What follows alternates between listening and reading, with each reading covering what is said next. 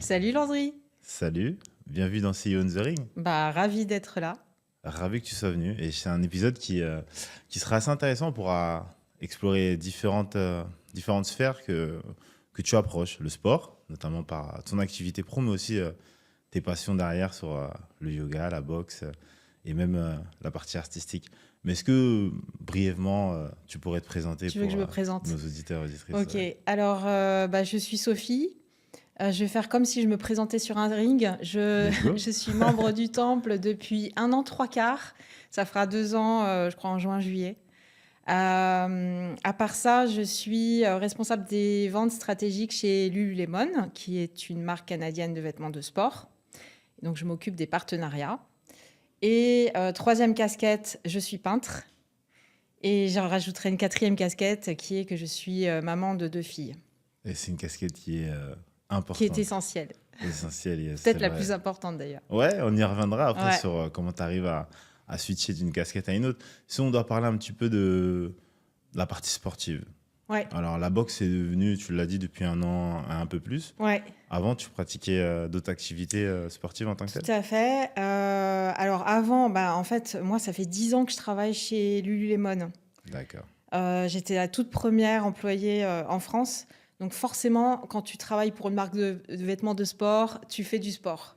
Même si à la base, tu n'es pas hyper sportif, tu fais du sport. Alors moi, comment j'ai connu Lululemon déjà, c'est parce que je pratiquais le yoga. J'ai connu le yoga et c'est comme ça que j'ai connu la marque Lululemon qui n'était encore pas très connue en France et Mhm. voire connue que dans les sphères vraiment club, boutique gym, club de yoga. Et donc, c'est comme ça que j'ai postulé chez Lululemon. Et une fois que tu commences à travailler pour une grosse marque de sportswear, forcément, et surtout via le rôle que j'occupe, qui est de signer des partenariats avec les clubs sportifs, donc forcément, je suis amenée à découvrir des sports. Donc là, j'ai commencé à découvrir pas mal de sports, de clubs, c'est-à-dire ça peut être du bootcamp, du crossfit, du réformeur, de l'indoor cycling, enfin que des noms barbares, et essentiellement donc des sports qui se pratiquent en club. Ouais. Et c'est comme ça que j'ai été amenée à découvrir la boxe. Donc pour moi, la boxe, c'est vraiment quelque chose de complètement différent du reste déjà, et puis de ce que je faisais avant. Donc j'ai dit que je pratiquais le yoga. À l'heure d'aujourd'hui, j'ai 12 ans de pratique. Et avant de faire du yoga, je faisais de la danse. Donc, voilà, D'accord. vraiment des sports complètement différents. Et donc, la boxe, voilà, j'ai découvert ça via le partenariat que j'ai construit très progressivement avec le temple. Et on passera le bonjour aux différents membres, à la fois de la direction, les staffs d'accueil également, mais aussi les coachs et même les personnes Ouais, qui font de temps en temps dans la journée briller le club aussi, parce qu'il faut parler de tout le monde. Et comment ouais. ça c'est venu, tu parles de progressivement, ce choix je sais que c'est toi qui es chargé de cette mission, Tu veux de te dire ce choix de rapprocher. partenariat ou ce Ouais. choix de pratiquer la boxe? Alors, les deux en soi, parce que si je Ouais, comprends bien, les ça deux va de sont venus pair. en même temps. Exactement. Donc, Ouais. comment c'est arrivé tout ça? Déjà, moi, ça faisait longtemps que j'avais en tête un partenariat Bien avec le sûr. Temple, mais en fait, même quand tu es une grosse marque de sportswear comme Lululemon, il faut quand même construire la relation. Ça se fait pas comme ça. Le Temple, ils sont pas ouverts à toutes les marques. Donc, la relation, je l'ai construite progressivement en construisant un vrai relationnel. Et donc, on a fait de premières opérations avant le Covid. Puis après, il y a eu le Covid pendant, on oublie, mais c'est quoi, 2 ans, je crois. Donc, quasiment, pour les Ouais, salles de sport surtout, c'est 2 ans. ouais, voilà. Et puis après, c'est là que vraiment les choses sérieuses ont commencé. Cyril Durand et moi-même sommes rentrés en relation. Et puis, progressivement, on a décidé de construire un vrai partenariat à 360 qui implique l'équipement des coachs, qui implique la revente des vêtements dans les corners en co-branding, c'est-à-dire que le temple appose son logo sur nos vêtements et aussi tout ce qui est activation, marketing. Et donc D'accord. forcément, là, je me suis dit, il faut que j'essaye la boxe. Euh, donc c'était pas forcément un truc hyper, si tu veux, hyper naturel pour moi. Déjà, le yoga et la danse, ça n'a rien à voir. Et puis, c'est quelque chose qui me faisait, enfin, forcément, qui impressionne un petit peu. C'est un sport de combat, c'est un sport violent. Quand tu vois les coachs, certains ont vraiment des têtes de boxeurs. Donc, Ouais, tu c'est vois vrai. que c'est des vrais boxeurs. Mais il y avait ce côté vraiment attraction aussi, attraction-répulsion. C'est-à-dire que C'est en intéressant. même temps, j'avais envie, j'étais impressionnée et j'avais envie de voir ce que c'était que pratiquer la boxe, mais pas seulement en tapant dans des sacs. Et effectivement, là, je fais quasiment pas de cours en sac. Je suis sur le ring, je fais de la BA technique, donc la boxe anglaise technique sur ring. Super. Et donc, tu travailles, tu fais des exercices en binôme. Euh, Avec ton et, partenaire. et en fait, le truc du temple, c'est de rendre la boxe accessible à tout le monde. Voilà, je pense que Cyril serait content Il d'entendre. serait très J'ai content bien d'entendre appris ma ça, leçon. Jérémy aussi, et Voilà, tous en soi. exactement. Et alors, je crois pas me tromper en me disant que certains clubs de boxe, c'est vraiment à la dure, c'est des vrais coups. Mhm. Là, au temple, c'est à la touche, c'est-à-dire que tu mets pas de force quand tu frappes. Ouais. Donc forcément, quand tu fais du sparring, ce qui n'est pas mon cas, tu dois frapper un peu plus fort, mais les coups sont modérés, ils sont aussi tout est très supervisé, très encadré, et très vite j'ai été rassurée sur ce côté-là. Donc, Ok. il y a un côté aussi très addictif. euh, que je ne suis pas quelqu'un, en fait, qui aime tout ce qui est artifice quand tu pratiques du sport, c'est-à-dire les lumières bleues, rouges, la musique à fond, Ouais. plein de machines compliquées. Je critique pas du tout parce que je sais qu'il y Ouais, en a ça qui plaît. adorent. Moi, c'est pas mon truc. Moi, j'aime bien les sports un peu où tu as besoin de rien. Le yoga, tu as besoin d'un tapis de yoga. La boxe, t'enfiles tes gants, tu mets ton protège-dents et t'es prête. Et t'as pas besoin de musique. Sachant que la boxe, c'est quand même très bruyant parce que tu as tous les bruits des gens qui tapent dans les sacs, etc. Mais t'as pas cette musique artificielle. Et moi, ça me convient. Voilà. Et puis, voilà, très, très vite, j'ai été happée par ce sport qui te permet, et ça, je dirais que c'est un des liens que je pourrais faire avec le yoga, de complètement faire abstraction du reste. C'est clair. Quand tu es sur un tapis de course, bah, tu peux penser à ton boulot, ta to-do list, etc. Quand tu fais de la boxe, tu as intérêt à être hyper concentré. Surtout quand tu fais des exercices en binôme Ouais. d'évitement, voilà, c'est un peu chorégraphié. Enfin, tu dois vraiment écouter bien les instructions et bien les reproduire parce que sinon, effectivement, bah, tu peux te prendre un coup, même léger. Tu dois vraiment mettre en place une stratégie qui te permet d'éviter les coups. Donc voilà, c'est une sorte de méditation dans le sens que tu penses qu'à ça. Et tu t'es hyper focalisé sur ta pratique, comme le yoga. Et une fois que tu sors du cours, tu as vraiment fait une coupure extraordinaire. C'est comme si tu avais une deuxième journée qui commençait, quoi. C'est clair, et souvent, c'est pour ça que je demande, mais on y reviendra à la fin, parce que c'est pas une surprise, je demande souvent cette question. C'est à quel moment tu pratiques dans la journée? Parce que pour moi, c'est Ouais, vraiment comme tu le dis. Il y en a, ils le font dès le matin, ce qui leur permet derrière de pouvoir démarrer la journée encore mieux qu'ils pouvaient le faire au réveil. Il y en a, ils le font au midi, à l'heure du midi, pour pouvoir, comme tu l'as dit là, couper. Et il y en a, c'est le soir, pour pouvoir après ouais, vraiment passer à autre chose, après la séance de boxe. Et c'est hyper intéressant. Tu parles des, en fait, pour revenir sur ça, c'est vrai que la force qu'on a au temple, c'est aussi le nombre de personnes en cours.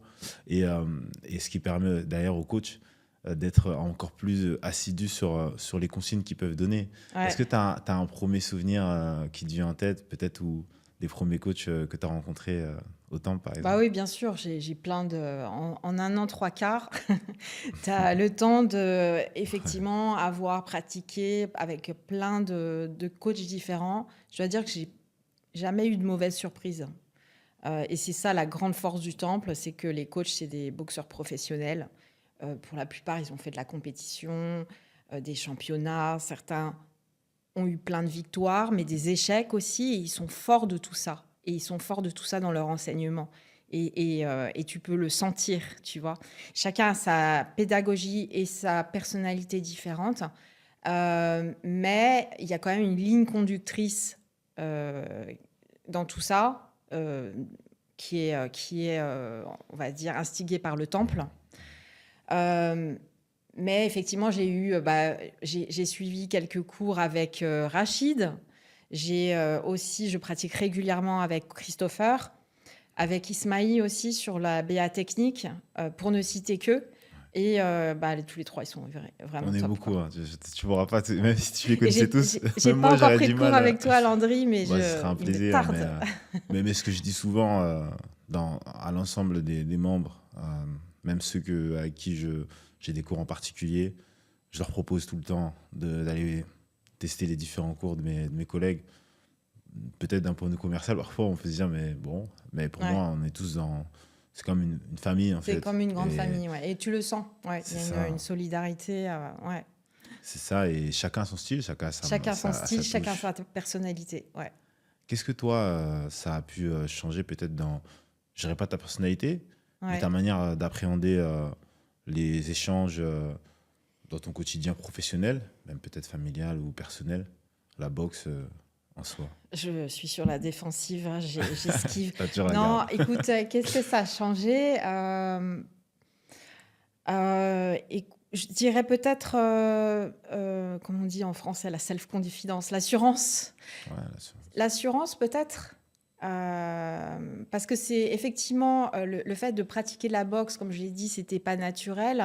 Donc j'aime bien me bousculer, moi. J'aime bien me fixer des défis.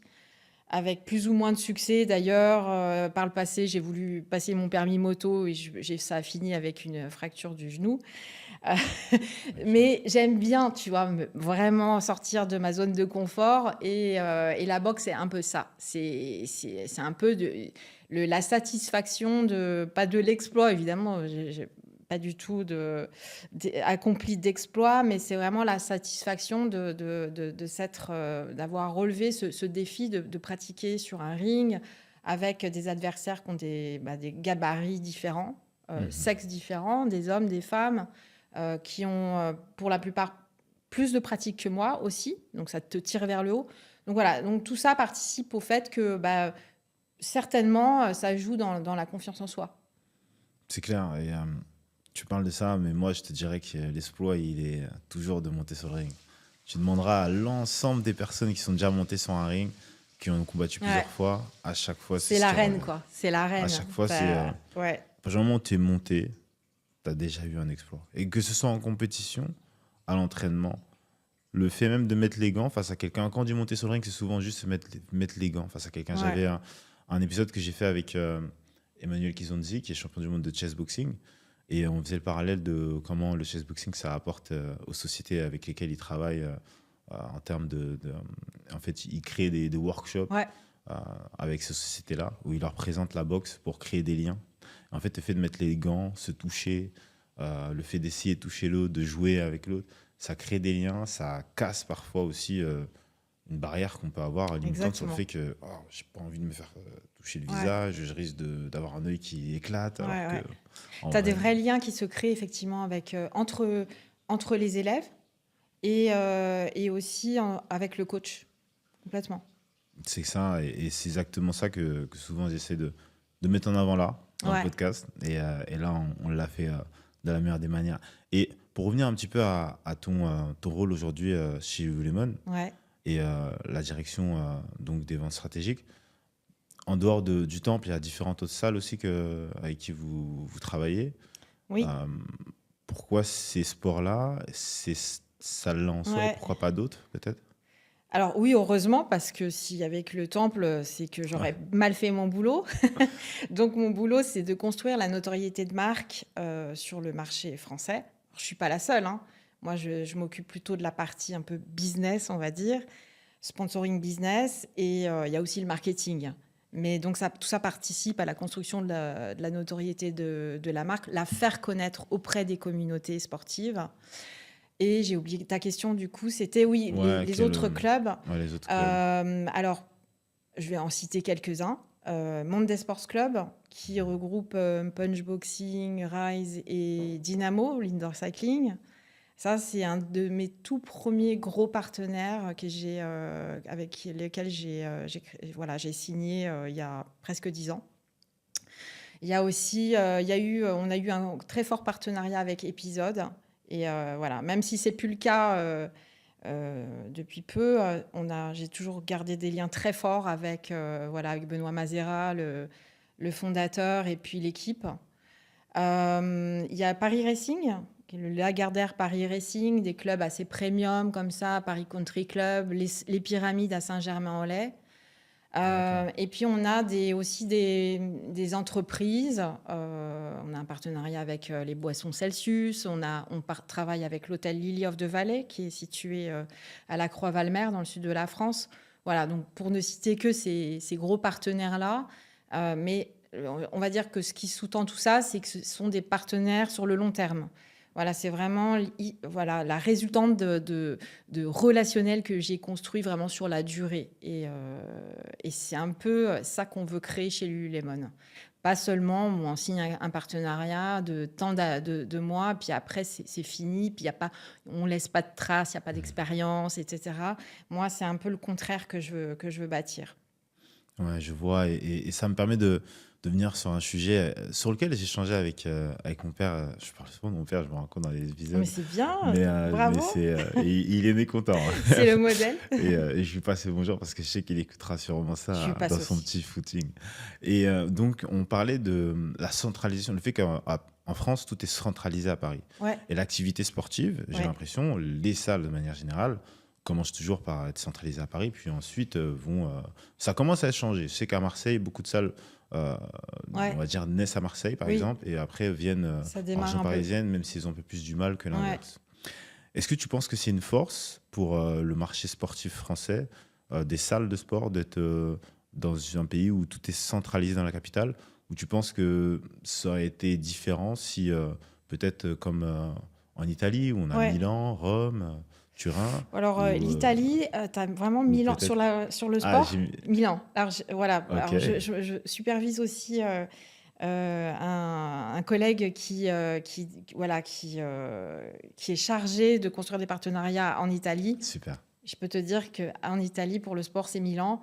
Rome, c'est C'est pas du 10 tout. ans en arrière. Ouais. Après, c'est vrai que c'est les Ouais, villes, elles ouais, sont il y a tellement pas grand-chose à différentes. Rome. En France, effectivement, c'est une spécificité. Effectivement, pour l'instant, les gros studios de sport sont concentrés à Paris.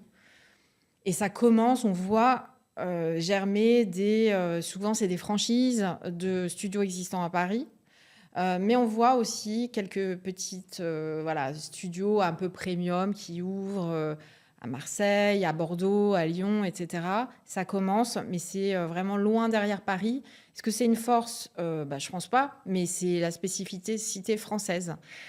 Si tu vas en Allemagne, par exemple, tu as Mhm. des gros centres sportifs, Berlin, bien évidemment, mais tu as aussi Munich et d'autres villes comme Düsseldorf, etc., où là, tu as des studios, très gros studios de sport qui sont ouverts partout. Mhm. En France, effectivement, la décentralisation n'existe pas encore dans le sport, mais ça va venir. On sent que ça bouge là. Ouais, tu penses qu'il y a certaines villes qui vont prendre les devants ou peut-être Bordeaux, j'entends. Enfin, après, je passe souvent par Bordeaux pour Ouais, aller en alors, vacances, donc peut-être c'est ça. oui. Alors, Bordeaux, effectivement, parce qu'il y a beaucoup de Parisiens qui habitent à Bordeaux Ouais, aussi. ouais, Enfin, je de dis pas que Bordeaux. les Parisiens sont, tu vois, Oh, bah, c'est grâce aux vrai, Parisiens, mais mais c'est c'est vrai vrai, que c'est vrai. en 2 heures, tu y es. Lille, Ouais, ouais. Lyon, Marseille aussi, j'entends pas mal parler de Marseille. Ouais. Ok. Mais pour l'instant, c'est vrai que Paris prédomine là sur les gros clubs sportifs. Ouais, parce que en fait, le sujet quand je parlais de ça, c'était vraiment la concurrence. En fait, la Ouais. concurrence, du coup, elle devient rude, que ce soit Oui. entre les marques, entre les clubs, et Ouais. entre les coachs aussi. Hein, même moi, Ouais. dans mon métier et dans l'entrepreneuriat de manière générale, en fait, le fait que tout est centralisé à Paris, on doit tous y être. Et c'est à la fois une force, parce que lorsqu'on veut se connecter, bah, c'est encore plus facile. Il y a peut-être qu'une bouche de métro qui nous sépare, mais lorsqu'on est en concurrence, parfois, bah, du Mhm. coup, il faut avoir les reins solides ou peut-être à Ouais. bonne garde. Ouais, mais en même temps, si tu regardes Londres, tu as des clubs de sport j'exagère, hein, Mm. évidemment, tous les 5 mètres, quoi, toutes les 50 mètres, toutes les 100 mètres. Enfin, c'est même pas saturé parce qu'ils marchent tous, les cours sont blindés. Donc je pense qu'en matière de sport, tu as de la place pour tout le monde. Et en tout cas, le temple, pour l'instant, je ne connais pas d'équivalent. Je ne connais pas d'équivalent en France, pas d'équivalent à Paris, et je ne connais pas d'équivalent non plus en Europe. On en discutait d'ailleurs avec Cyril. Le concept, offrir de la vraie boxe, donc la boxe anglaise, à un public qui n'est pas forcément voilà, Sur lequel on boxeur, n'attribue pas forcément l'image. Ouais. dans des installations assez premium, même pas assez premium, qui sont vraiment premium, haut de gamme, ce concept est assez unique. Voilà, donc pour l'instant, en matière de concurrence, là, le temple est tranquille, je dirais. Enfin, je suis sûre Ouais, qu'il y a en tout cas, d'autres, il y aura peut-être d'autres clubs qui vont ouvrir, hein, ça c'est après, possible. parfois, Mais de toute façon, comme je dis, il y a de la place pour tout le monde. c'est ça. Mais tu l'avais dit, il me semble, dans un podcast que tu avais fait, Ouais, on salue, c'était Business of Yoga. avec Et je Nathalie l'avais écouté, Alauzen, oui, tout à yes, fait. on lui passait bonjour. Et Ouais, je sais que tu l'avais dit ça, qu'en fait, en soi, et tu avais raison, j'étais vraiment d'accord avec ça. À Londres, déjà, on voit que tous les 5 mètres, enfin, tous les 5 mètres, tous les 500 mètres, tous les ouais, 100 c'est mètres, ça. il y a un club un studio ou une Avec salle des de nouveaux sport. concepts Voilà. qui ouvrent partout. Ouais. Et c'est pas encore le cas à Paris, donc c'est qu'il y a encore de la place Ouais. pour beaucoup de monde et beaucoup de gens. Et on aura de quoi grandir. Ça me permet de faire une petite transition sur toi, la vie parisienne. Et récemment, tu as fait une exposition. On parlait tout à l'heure de Oui, tes autres passions. ouais. Tu as fait une exposition, donc tu es peintre. Je suis Et peintre, ouais. Je fais de la peinture à l'huile, plus précisément, très bien. style figuratif, c'est-à-dire que je peins la réalité. Style figuratif, c'est à l'opposé du style abstrait. Et effectivement, c'est une passion. Donc, c'est quelque chose que je développe de plus en plus et de plus en plus fort, on va dire, à côté de tout le reste. Ouais. C'est la peinture. Est-ce que c'est une activité que on découvre plus tardivement ou est-ce qu'il y a des prémices qui nous poussent à ce type d'activité, tu trouves? Quand je dis ça, c'est Ouais, souvent on voit des enfants qui sont plus amenés ou pas à ouais. dessiner, à aimer cette activité du dessin. D'autres, à peut-être différentes autres Ouais, c'est activités. une bonne Comment question. c'était venu? Moi, ça a sommeillé en moi très très longtemps, hein. Alors, D'accord. je savais que je savais dessiner. J'ai, surtout du côté paternel, des très bons coups de crayon, comme on dit, dans la famille. Euh, mais je n'avais pas forcément envie de dessiner ni de peindre. Et tout d'un coup, il y a 5 ans, j'ai eu un espèce de déclic en parlant avec une copine de ma fille qui préparait une école d'art et qui prenait des cours de dessin. Et je me suis dit, mais en fait, c'est ça que je dois faire. J'ai envie de faire ça. Ça a suscité une espèce d'envie subite. Et donc, j'ai commencé à prendre des cours de peinture, de dessin, toute technique, dans un atelier qui est en fait une école d'art qui se situe à Paris 10e, qui s'appelle l'Atelier des Petites Écuries, rue des D'accord. Petites Écuries, et qui m'a appris en fait la technique. Parce qu'il ne suffit pas de savoir dessiner, il y a plein de techniques en peinture, en dessin, etc. Et donc, très vite, j'ai été amenée à vouloir faire de la peinture à l'huile et à me lancer sur un projet personnel que j'ai exposé effectivement au mois de mars. C'est clair. Et, bon, malheureusement, je peux y venir, mais on partagera de toute façon Ouais. le compte Instagram sur lequel tu partages du coup le contenu par rapport à la peinture. Comme Et, ça, on et pourra d'ailleurs, j'ai été voir. très contente de recevoir Christopher et Rachid qui sont venus à l'expo. Yes.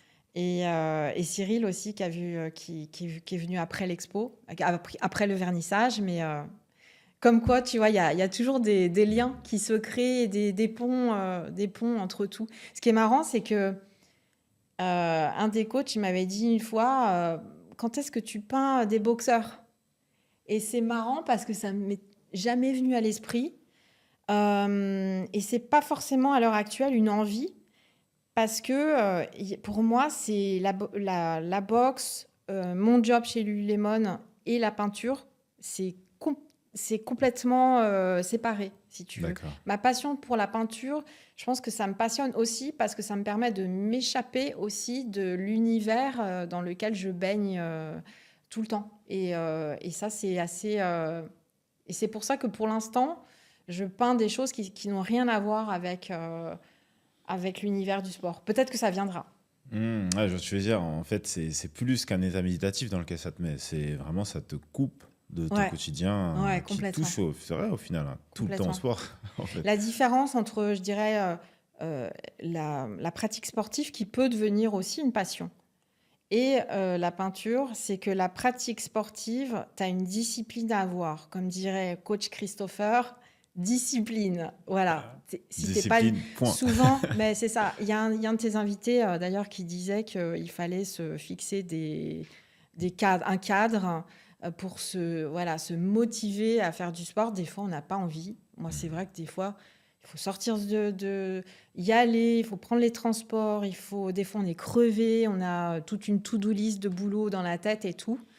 Et il faut se discipliner. Une fois qu'on l'a fait, on est hyper content, hyper bien. La peinture, c'est un truc, genre, si je m'écoutais pas, je pourrais peindre du matin au soir. Et je comprends les grands peintres, tu sais, qui, qui ont passé leur vie dans leur atelier à peindre toute la journée, parfois en devenir fou, tu vois. Parce que là, c'est purement récréatif, c'est purement artistique et il n'y a pas de discipline. En fait, c'est toi, ton art et puis ta créativité. C'est intéressant. Et je te le disais en préambule d'épisode que c'est une partie, en tout cas de nos discussions, sur laquelle je veux vraiment creuser. C'est la différence, en fait, dans le processus. Celui qui l'a assez bien énoncé, même si c'est pas forcément un processus artistique en soi, c'est Baba Diane, qui est aussi coach au Temple, Ouais. qui est commentateur chez RMC Sport également sur la partie sport de combat. Et on parlait en fait comment créer. Comment Mm. créer quelque chose. Comment lui, en tant que commentateur, souvent, il doit réagir à des combats passés ou en tout cas, parfois aussi essayer d'expliquer les différents challenges qui vont être mis au bord du ring entre les deux boxeurs qui vont s'affronter. Et il me disait que ça vient tout seul. Ouais, c'est ça. Et, Ouais. et j'ai une question sur ça et tu y as déjà répondu. Parce que lui, ce qu'il disait, c'est que ça vient de l'enfance. Parfois, en creusant sur l'enfance, on peut aller trouver quelle est notre passion, notre super pouvoir. Tu as Ouais. parlé tout à l'heure enfin, en tout cas, du côté paternel, Ouais. le coup de crayon. Est-ce que Oui. tu as un souvenir plus jeune des premiers coups de crayon que tu as eu, peut-être? J'ai le souvenir que je dessinais pas mal. Ouais. Quand je me rappelle de mon enfance, effectivement, je me rappelle de dessins. J'avais toujours un peu les mêmes schémas, la même façon de dessiner. Mon frère, ma sœur avaient un très bon coup de crayon aussi. Mon père est un excellent dessinateur peintre et mon arrière-grand-père était artiste, sculpteur, peintre, dessinateur. Et il nous avait laissé aussi des livres avec des dessins qui racontaient la Première Guerre mondiale, son traumatisme, etc., qui était assez marquant. Peut-être que tout ça je sais pas, bouillonné en Ouais. moi, sommeillé, et puis tout d'un coup, paf, ça s'est révélé. Ouais, C'est ça. Je reparle encore de mon père parce qu'on a eu ces discussions plusieurs fois. À chaque fois, on parle de ce podcast, lui, il me relance ce sujet que quand j'étais petit, une fois pas le métro, c'était TGV. Alors, j'ai eu une discussion à 4 ans avec un prof d'histoire géo. Je ne savais pas qu'il était prof d'histoire géo. Et on parlait de l'Égypte parce que je regardais un dessin animé sur l'Égypte et je parlais avec pendant tout le trajet. Et il pense que c'est de là et d'autres souvenirs comme ça que me vient en fait le plaisir que j'ai à échanger avec les gens ouais, comme je fais là ouais, avec toi. sûrement, sûrement. Et je suis quasi, en tout cas c'est quelque chose que je recherche c'est à Ouais, trouver, à donner une réponse sur le ouais. processus qui nous pousse à créer. Pourquoi la passion devient la passion, en Ouais, fait? c'est ça. La passion, on n'est pas forcément avec une passion. Je pense qu'on est sûrement avec des aptitudes. Mhm. Effectivement, une danseuse classique et une danseuse étoile, elle a forcément des aptitudes physiques, comme tout grand sportif, qui génèrent forcément une aisance à la pratique. Et forcément, quand tu pratiques facilement quelque chose, tu peux facilement devenir passionné. Et moi, je pense que c'est un peu ce processus avec la peinture. J'ai peut-être un coup de crayon et puis voilà, ça a généré une aisance à la pratique de la peinture. C'est un truc assez fluide en fait, assez organique, assez naturel en fait. Ouais. Ok, intéressant. En tout cas, tu parlais de faire la distinction entre ces trois parties, en tout cas de ton quotidien. mais on parlait de la quatrième casquette tout à l'heure, Oui, celle de mère de famille. Et oui. donc, comment celle-ci, tu arrives à la poser au bon moment, à l'avoir toujours auprès de toi? Parce que j'ai l'impression Ouais. qu'en tant que mère de famille, en tout cas de ce que je vois avec la mienne des femmes que j'ai pu voir dans ma vie de famille également, qui est grande, et ma compagne aussi, qui est mère de famille, c'est pas facile parce que souvent tu dois être en alerte au quotidien, à tout moment, tu dois chambouler ton planning. Ouais. Comment tu arrives à gérer tout ça? Alors, mes enfants sont assez grands. Mes filles ont 12 et 20 ans. Donc, celle de 20 ans, en fait, elle a eu une adolescence très compliquée. Ça a été quelques années de ma vie où j'ai vraiment, justement, mis certaines choses de côté pour pouvoir me consacrer à elle, pour pas voilà, C'est l'adolescence, quoi. qu'elle prenne un mauvais chemin. Là, depuis 2 ans, tout roule en fait. Maintenant, voilà. Il y a plus aucun souci. Et la petite de 12 ans, bah, elle est petite, mais sans être trop petite. Et elle est plutôt cool. Donc, c'est assez facile. Alors, je suis mère séparée en plus. Donc, je vis avec mes 2 filles. Et ce qui rajoute aussi la difficulté de la charge mentale, hein, ça c'est clair et net, il faut le dire. Une maman s'occupe déjà d'office de, à mon avis, plus de choses que les papas. Et Ouais. quand elle vit en plus seule avec ses enfants, bah, voilà, c'est de la charge mentale supplémentaire. Et il faut arriver à, je pense, prendre un peu de recul par rapport à tout ça. Et surtout pas que ça se transforme en sacrifice. C'est-à-dire qu'il faut, et moi c'est vraiment, je mets un point d'orgue à ça, réserver du temps pour ses passions et sa vie sociale. Ça, c'est primordial. Donc, c'est comme ça que moi, j'arrive à me sentir vivante, j'arrive à être heureuse. C'est justement en ne transigeant pas sur mes passions et ma vie sociale. Et les enfants, du coup, bah, ils ressentent forcément ça. Ils ressentent bah, le fait qu'il y a une maman épanouie, qui s'éclate aussi, qui sort de temps en temps. Même ma fille, il m'arrive qu'elle me dise, mais maman, tu sors plus que moi. Parce que bah, voilà, je me sens bien, je me sens vivante. Et c'est essentiel pour l'équilibre, je pense. Et le sport, évidemment, bah, ça s'inclut là-dedans. La pratique sportive est essentielle pour le bien-être mental et physique. Ok, tu parlais tout à l'heure de la boxe et l'assurance que ça donne. Je pense que aussi, et le fait que c'est l'état méditatif dans lequel ça te donne, ça te met. Je pense que, comme tu disais, ça rajoute à des moments où tu arrives à couper, en fait, Ouais, avec tout ça et que tu reviens peut-être plus apaisé ouais, ouais, et encore plus enclin à être à l'écoute. Parce que je sais exactement. que c'est souvent le plus important, être à l'écoute, quel que soit l'âge. Tout à Et fait. là, je passe le bonjour à ma mère, qui souvent, je la vois qui essaye de tendre toujours l'oreille. Même quand je suis fatigué, elle est toujours prête à tendre l'oreille et à Ouais. écouter. C'est En pas fait, une qualité que j'ai toujours, ouais, j'avoue. mais c'est pas facile.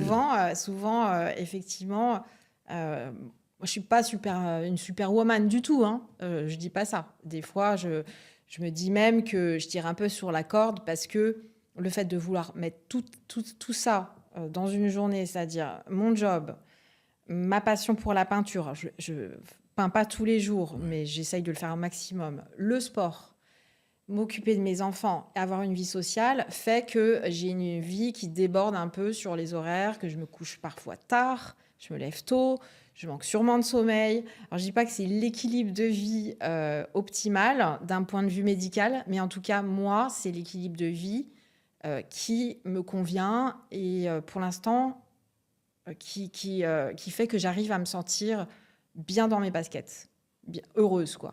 Ok. J'ai une question que j'avais posée à Cyril Durand. Donc, Ouais. c'était quel est le moment ou la chose que tu ne sacrifierais peut-être pas ou le moins dans une journée? Alors, je dirais Ça c'est une question piège ça. en dehors de tes activités professionnelles, parce que bon, soit souvent Oui. c'est quelque chose sur lequel. L'activité professionnelle, Ouais, tu es obligé. oui, Donc forcément, c'est plus loisir, qu'est-ce que je sportive. sacrifierais pas bah, c'est une question compliquée parce que je dirais que bah, le sport, je pratique pas tous les jours et la peinture, je pratique pas tous les jours. Et souvent, je peux pas peindre le même jour où je pratique le sport parce que ça fait trop dans une même journée. Donc, je dirais que l'un ou l'autre sont essentiels et je transige pas là-dessus. Voilà, mais je les fais pas en même temps. Mais donc, ça revient au fait que tu as un moment que tu consacres à toi pour une Ouais, activité, qui soit sportive ou loisir. voilà. Souvent, il y en a, c'est des activités sportives tout court. Il y en a, c'est des activités de loisirs, culturelles même. J'ai un ami qui fait de la musique Ouais, qui fait de la musique urbaine, donc du rap. Et je sais que quand il passe du temps au studio, ça lui fait énormément de bien. Et c'est souvent le moment qu'il ne veut pas sacrifier ouais, dans son planning, en dehors de exactement. tous les autres, quoi. Et j'ai la chance d'avoir un employeur qui est très cool là-dessus. Alors, je dis pas que, voilà, qu'ils autorisent effectivement à ce que je me barre une demi-journée, faire n'importe quoi, mais en tout cas, sur la pratique sportive, Lululemon encourage vraiment tous les employés à pratiquer. Et donc, je peux très bien dire, voilà, à mon équipe, à ma boss, bah, écoute, là, je pars prendre un cours de boxe, prendre un cours de yoga. Ok, super, bah, à tout à l'heure, tu vois. C'est là-dessus, au contraire, on est hyper encouragé à pratiquer le sport parce que on sait très bien que la santé mentale impacte sur la productivité au travail. Il faut pas être naïf. Il y a bien sûr des ressorts là-dessous et un objectif, mais ça marche. C'est bien que tu le dises parce que c'est clairement l'objectif de ce podcast Ouais. et de tout ce que je fais et ce que j'espère pouvoir continuer de faire avec Sion the Ring, c'est continuer à montrer que la discipline sportive permet derrière de pouvoir avoir un impact et inspirer Positif. la Ouais, réussite professionnelle et personnelle aussi ouais. également. Et ça me permet d'arriver petit à petit sur la fin de notre épisode. Malheureusement, parce que j'aurais bien aimé en savoir peut-être encore plus, un petit peu sur plein d'aspects. Tu pourras me Euh, poser des questions en off. c'est sûr. Et on aura plein de fois l'occasion de se croiser au Ouais, temple. Et ça, exactement. et lors d'un cours potentiellement. Ouais. Et ça, ce sera avec grand plaisir. J'ai des petites questions que je pose souvent aux invités. Les 5 questions rapides et les réponses aussi rapides que tu Mhm. pourras. La première, c'est plutôt thé ou café? Café. Café. Ok. Tout à l'heure, Trop d'ailleurs. ouais, il y en a, ils disent c'est jamais trop de café. Moi, j'ai vu des gens se prendre 7 cafés en l'espace de Ah 3 non, heures. quand même pas, quand même Donc, pas. Non. t'inquiète pas, je sais. Alors, derrière, c'est plutôt entraînement. Tout à l'heure, je t'avais posé la question. Ouais. Le matin, le midi ou en fin de journée? Alors surtout pas le matin, je suis pas du matin, midi ou fin de journée. Ok. Enfin le matin, je dis n'importe quoi parce que je prends le samedi souvent, le cours de 10 heures ou le dimanche, le cours de 10 heures. Donc, mais c'est pas tôt le matin, quoi. Ça, Ouais. c'est trop dur. Ouais, Ouais, après, ouais, le week-end, c'est souvent là où les gens ils préfèrent les cours ouais. le matin, comme ça, après, ils vaquent à leurs occupations du week-end en particulier. Derrière, c'est plutôt livre ou podcast? Livre. Peut-être un qui te vient à recommander ou que tu lis, Euh, Écoute, là, un qui m'a n'importe. beaucoup marqué récemment, je dirais Connemara de Nicolas Mathieu. Très bien. Ok. Ok, ok. On, on cherchera le lien, mais Ouais. enfin, le sujet peut-être du livre, c'était sur quoi? C'est un roman de société Ok. sur Ah, c'est un les roman, années, d'accord. ouais, entre les années 2000, 2020, de l'évolution d'une femme, la vie d'une femme qui est très très bien écrite. Mm. D'accord. Ok. Encore plus intéressant. Ouais. Encore plus intéressant. Là, j'ai quelques questions plutôt pour toi. Alors, c'est plutôt, et tout à l'heure, tu as presque répondu, mais là, je vais pouvoir te poser la question. Ouais, Tu as le choix, tu as 1 heure pour faire une activité au choix entre boxer ou peindre. Laquelle tu choisis? je peins. Désolée. Mais j'étais sûr que tu allais déjà. En fait, pendant notre discussion, j'ai compris déjà la réponse que j'allais avoir. Et je pense savoir pourquoi, et tu l'as dit tout à l'heure. Et, je, et si je peux me permettre, je pense que peut-être boxer, ça tiendrait 1 heure, 2 heures, plus, c'est peut-être pas du tout conseillé. Alors que Ouais. peindre, bah, en Non, fait, mais tu moi, pourrais. après 1 heure de boxe, je suis cuite. D'ailleurs, dimanche, je sais que Rachid avait fait une masterclass au temple. D'accord, Euh, super. et je l'ai vu trop tard sur les réseaux et en fait, il était encore temps que je puisse m'inscrire, mais je venais de prendre un cours et je lui dis non, moi je suis cuite là, j'ai plus de jambes quoi. C'est tellement intense. Alors qu'à peinture, on pourrait. Peinture, non. Ok, super. On parlait de peintres tout à l'heure. On parlait de Ouais, peintres qui ont pu exercer leur passion jusqu'à ouais. devenir fous. On peut dire comme ça. J'ai un choix à te demander entre Van Gogh et Picasso. Pour toi, tu Van préfères Gogh. qui? Van Gogh. Ouais. Ok, super. Et pour finir, alors, ce serait Aussi peut-être pour les valeurs. les valeurs. Ouais, Picasso qui était. Ouais. ouais, ça, j'entends. Aussi, ah bah, forcément, je suis un peu biaisée, mais oui, d'une manière générale, plus Van Gogh. Ouais, Souvent, de c'est ce toute que façon. À part ça, Van Gogh, ouais. Souvent, c'est ce qu'on dit, Ouais. c'est difficile de séparer l'artiste Oui, de la personne. exactement. Ouais. C'est difficile. On parlait de casquette tout à l'heure, mais au final, quand on met la casquette, on a toujours la même tête. Ouais. Et donc, on peut être l'artiste, mais au final, le visage il reste le Ouais. même. Et donc, ça, c'est quelque chose, je pense que tout artiste créateur, entrepreneur, parce que quand on entreprend, on crée aussi, dirigeant, dirigeante, parce que quand on dirige, on manage, on est avec des personnes sous sa responsabilité.